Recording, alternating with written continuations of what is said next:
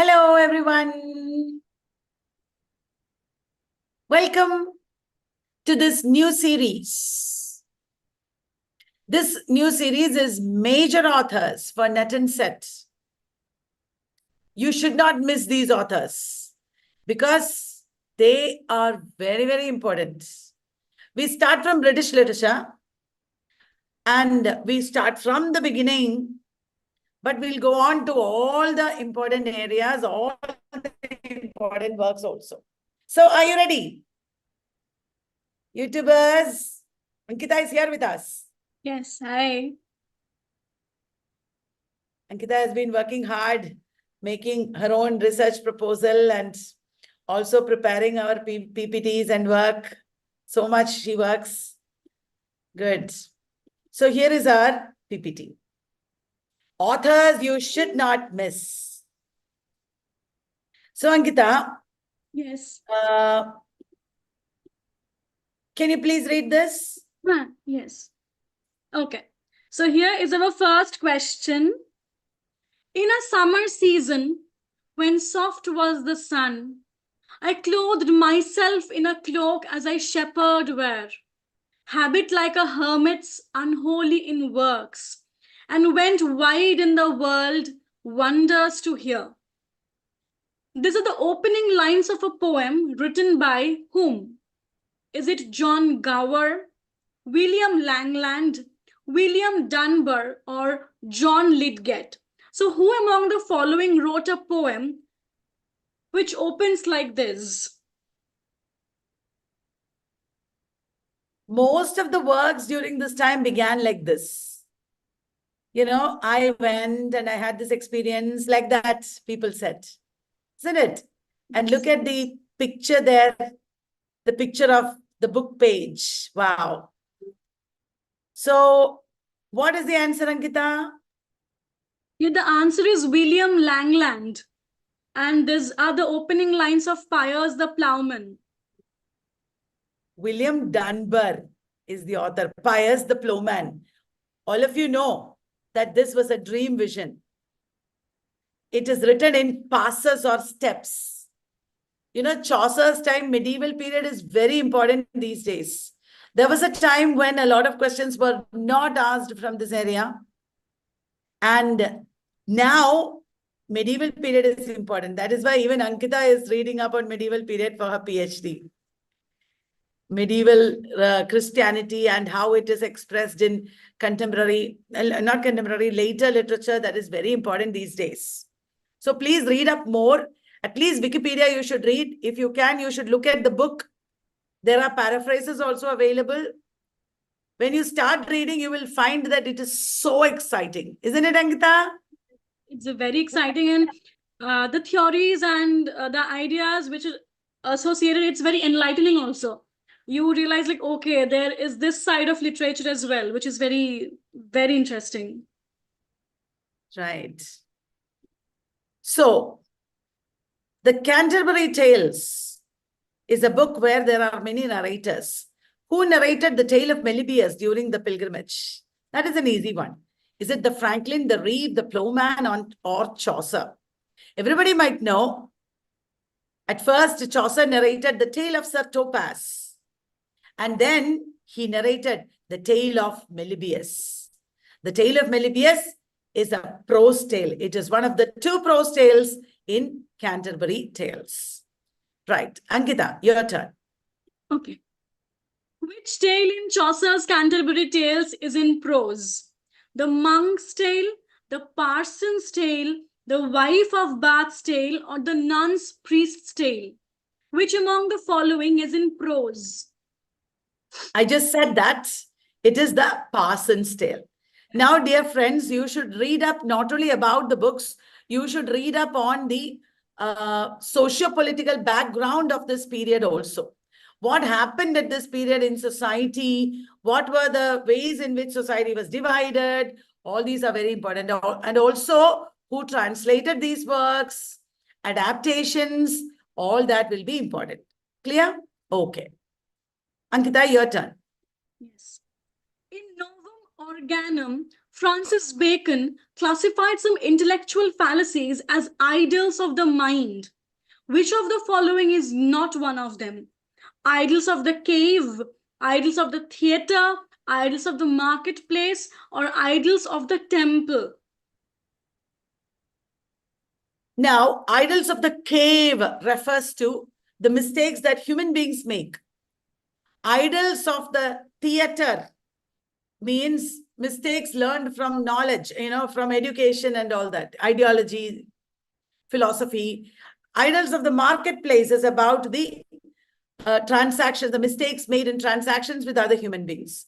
I don't think there is idols of the temple. But which is the other idol, Ankita? The other one Tribe. is idols of the tribe. Yes. Idols of the tribe. Okay. My internet connection is a little weak. So, Ankita, would you like to read this also? Okay. So, in which of the following plays does Shakespeare employ the use of mask? As You Like It, A Midsummer Night's Dream, The Tempest, or is it both B and C? There are two things. Some plays have plays, other plays have masks. A mask is a theatrical entertainment performed by amateur courtiers. They are not professional actors. Amateur courtiers. So what is the answer, Ankita? Both B and C. Yes. In both Midsummer Night's Dream and The Tempest, there is mask. Right. Which work of Robert Greene among the following became one of the chief sources of Shakespeare's The Winter's Tale? Pandosto, Friar Bacon and Friar Bungay, Rosalind, or none of these? Ankita, what is The Winter's Tale? Do you remember? Yes, it's a tragicomedy which infuses the elements of both tragedy and comedy. That's right. Yes. In Winter's Tale, we have two kings, Leontes and Polixenes. Yes. Right. These two kings are fighting. And the story is taken from Pandosto by Robert Greene. Robert Greene's Pandosto. Ankita, Rosalind is the source for which other work of Shakespeare? Rosalind is the source for Shakespeare's As You Like It. Correct. Very good. So please read this. Samuel Richardson borrowed the name of his heroine Pamela from Sidney's which work? Astrophel and Stella, Arcadia, an Apology for Poetry, or none of these? In which of these works do we find Pamela? Guys, in Arcadia, the long prose romance by Sidney, Pamela and Philoclea are the daughters of King Basilius and his wife Gynecia. So that is the answer. We are just reminding you to read extra, at least in Wikipedia, if not in other books, in encyclopedia, in other literary histories, etc., about these authors and works. These authors are extremely important. They always ask questions from these authors. Ankita, please explain this. Choose the wrongly matched pair. So here, there is a list of these characters and their corresponding qualities which they represent in Spenser's The Fairy Queen. All right. And here you have to choose the wrongly matched pair. So Artigal, justice. Calidore, courtesy. Guyon, magnificence. Britomart, chastity. Which among these options is wrongly matched with its quality it represents? He or she represents. I think Guyon is not magnificence. Magnificence is represented by King Gloriana. Arthur. No, Gloriana is glory. King Arthur is magnificence. Yes. Red Cross Knights represents holiness. Guyon is temperance.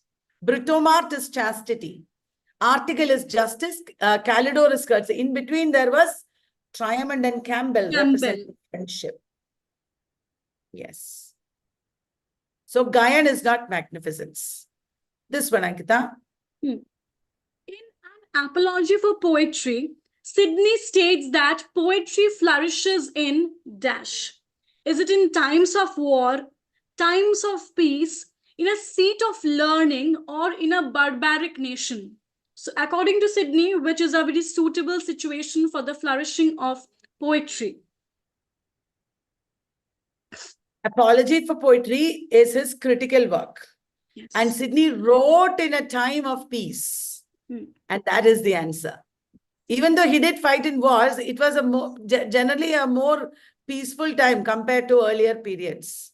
In the time of Queen Elizabeth, there was relative peace. Who orders the execution of Junior Mortimer in Marlowe's Edward II? So, dear friends, remember Christopher Marlowe is also very important. Is it Edward II who executes Mortimer, Gaveston, Isabella, or Edward III? What is the answer? Gaveston is the lover of Edward II.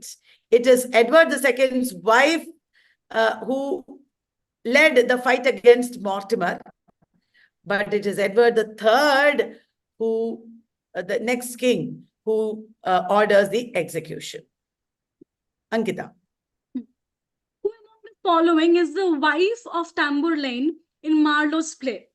Xenocrate, Abigail, Isabella, or Salome? Whom did he marry in the play? Xenocrate is the daughter of the Egyptian Sultan, and he marries her. She's a very, very important character. Xenocrate. Wow. Now, Paradise Lost in its finished form had 12 books. This is very simple. All of you would know, I guess. It originally had how many books? It had 10 books. It was rewritten in 12 books because 12 is the epic number. And it was published in 10 books in 1667. And in 1674, it was rewritten in 12 books. Ankita. Which was Dryden's first play? The Wild Gallant, The Rival Ladies, Aurangzeb, or The Conquest of Granada?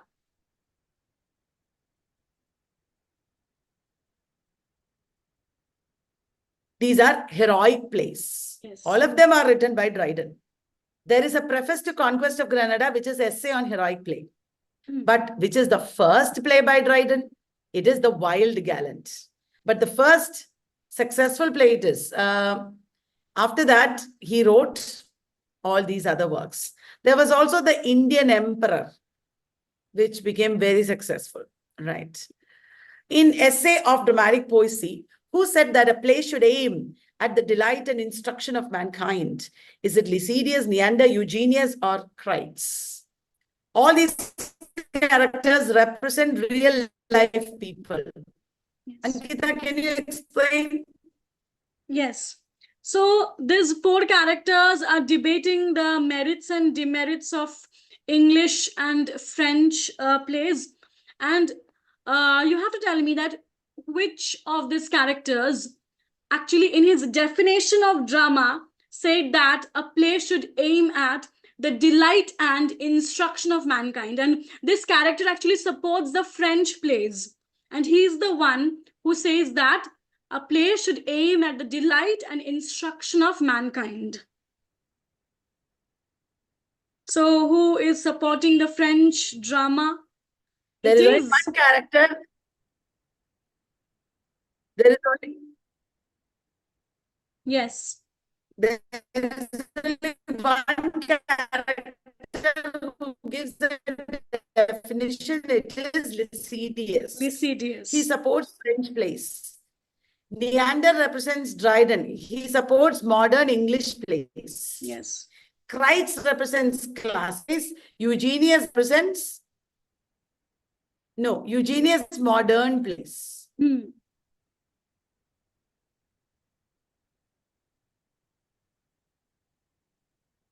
Ankita, please read. The Diary of Samuel Pepys has entries for the period dash. So you have to choose the period which his diary covers. Okay. So January 1660 to May 1669. April 1660 to December 1667, January 1661 to September 1685? Or is it August 1668 to June 1690? One clue is his diary covers, or it starts from the period of restoration. So we know that it must be 1660. Now you have to choose which option is the correct one. Yes.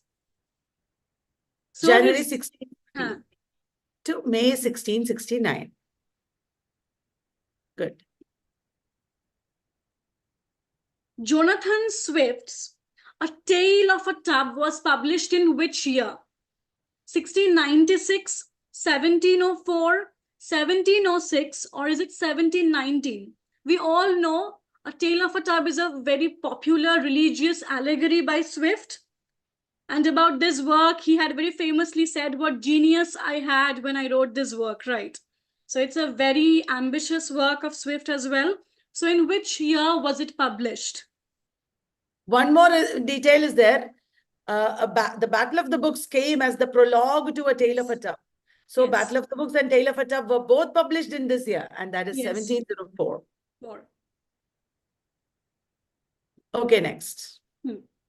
Which is the poem that Alexander Pope wrote to celebrate the Peace of Utrecht, 1713? So this year is actually a clue. All right.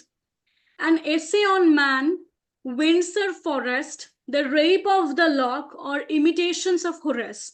Which work among the following celebrates this Treaty of Utrecht?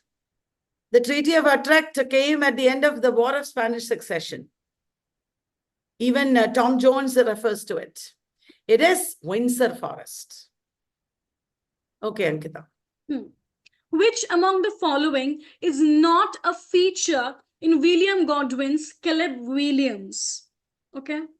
Parody, psychological suspense, revenge, exposition of corruption in the contemporary society.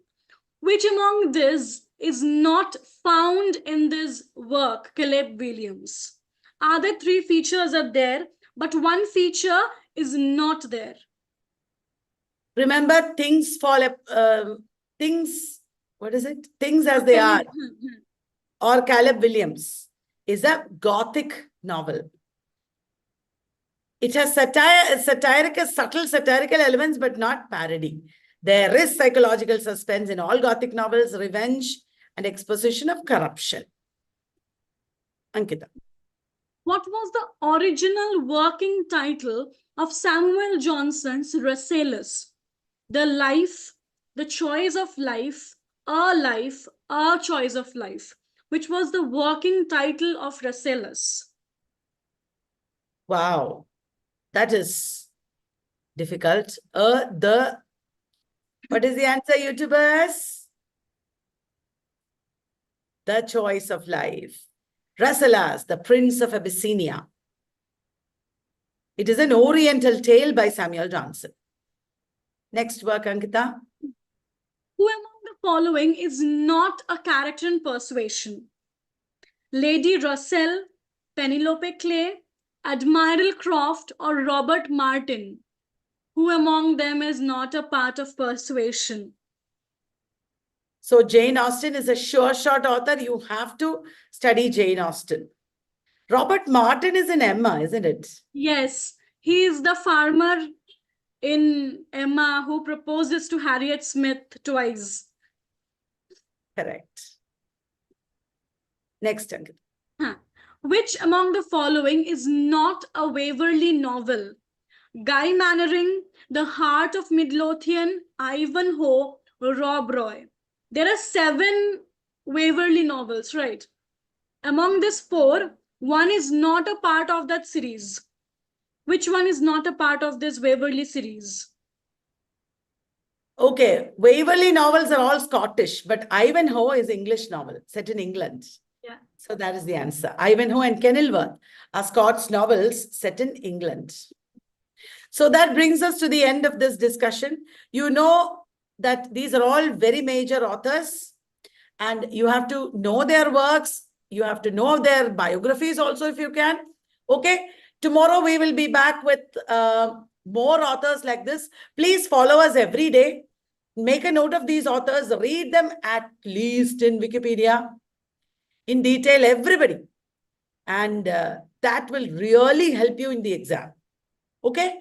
Right. So I hope you liked this video. Press the bell button also if you want to get the notifications. Inform your friends. We will be back with more regularly every day at 10 p.m. Monday to Friday. Ankita, Kalyani, Ananya, Princey, Vallath team is with you. Okay, so good night. God bless you all. Bye from me and